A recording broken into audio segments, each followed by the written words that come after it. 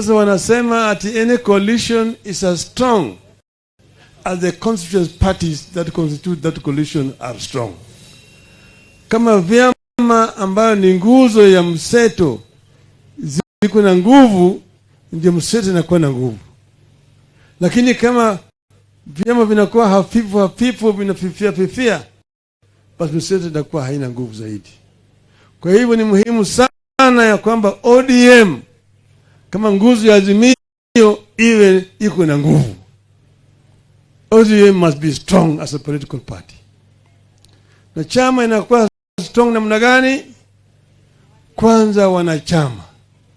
Watu wanajiandikisha kama wanachama, na hao watu wanachama ambao wanaelewa sheria na vile mwongozo ya chama, na wanafuata hiyo mwongozo ya chama.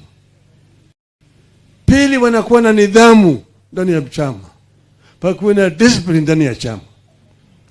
Tatu, mpaka kuwe na upendo. Wanachama wanapendana, wanasaidiana. Kama wako fulani yako na shida, mnakwenda mnamsaidia.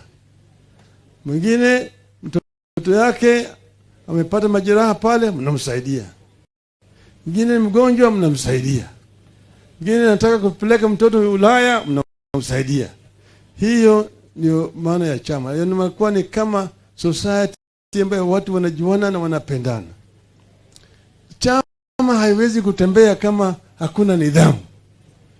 Watu hawafuati sheria. Inakuwa ni kama soko. Hapana.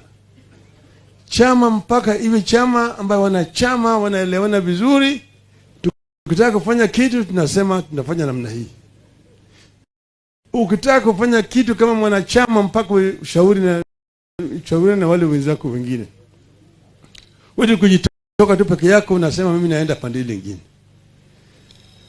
Sasa ni sababu mnaona vile sisi tulikwenda kwa uchaguzi kama chama. Na nyinyi hapa mliungana vizuri kabisa.